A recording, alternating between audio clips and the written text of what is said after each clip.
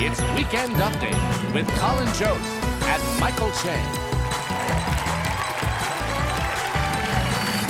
Thank you very much. Good evening, everyone. Welcome to Weekend Update. I'm Michael Che. I'm Colin Jost.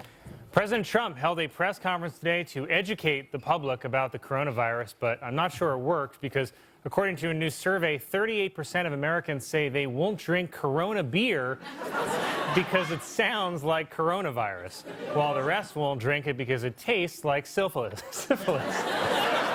Donald Trump is the worst person to possibly ease people's fears. Trump's whole thing is that he whips arenas into a frenzy of anger and bloodlust. Hoping Trump can calm people down is like hoping cocaine can fight insomnia. And I don't really trust Trump on medical issues because, remember, this is what he had to say about Ebola. This is a much different problem than Ebola. Ebola, you disintegrated. You got Ebola, that was it. You disintegrated? Does he think that Thanos was named Ebola? Then, on his way to a rally where he would meet with thousands of untested people in an enclosed space, Trump explained his plan like this. We're ordering a lot of different elements of medical. As you know, they're working as rapidly as they can on a vaccine for the future. And with that, I think I can head out. You think you can head out? I'm not sure, because you didn't tell us anything. He said we're ordering different elements of medical, which I guarantee you he thinks is fire, earth, wind, and water. And now scientists estimate that the mortality rate from the coronavirus is around 2%, which sounds pretty bad. But honestly, if you had given me only a 2% chance of dying during Trump's first term, I would have taken that in a heartbeat. Man, I don't want to make jokes about this coronavirus. And not because it's too sad, but it's because I don't know that I don't have it yet. And if I do have it, the internet's going to play this clip of me making fun of it over and over again, as they should, because that'd be hilarious. Imagine if there was video of the crocodile hunter making fun of stingrays. I mean, what if this is it? What if this is not how I want to be remembered? Sitting here pretending that I care about politics, wearing this fancy tie. Like, I don't need this. I mean, why am I hiding my drinking problem? You know, I just found out I might have a kid.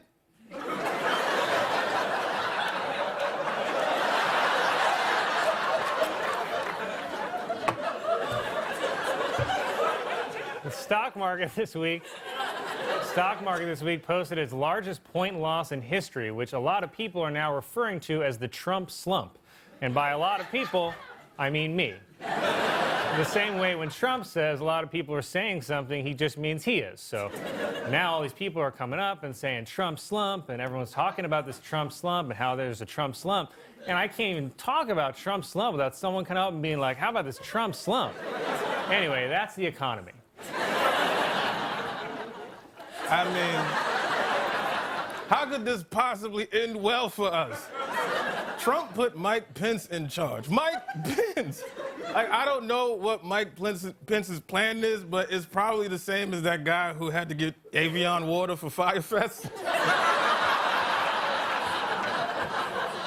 No, my grandmother was right, Colin. She warned me.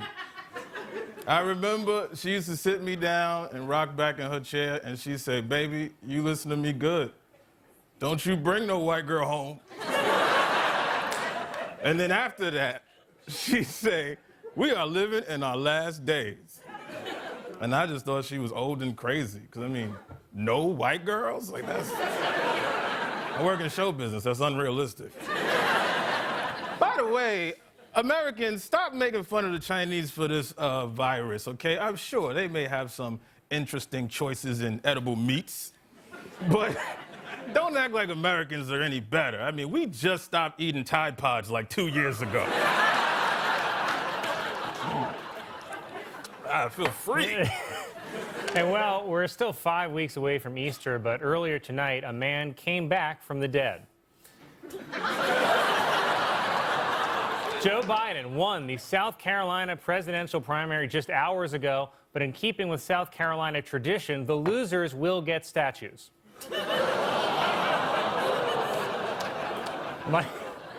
Mike Bloomberg is reportedly spending a record $3.5 million buying ads in black media. So get ready for Tyler Perry's Medea goes to MikeBloomberg.com. And Hillary Clinton has announced that she's starting a podcast. And, okay, now I do think we should lock her up.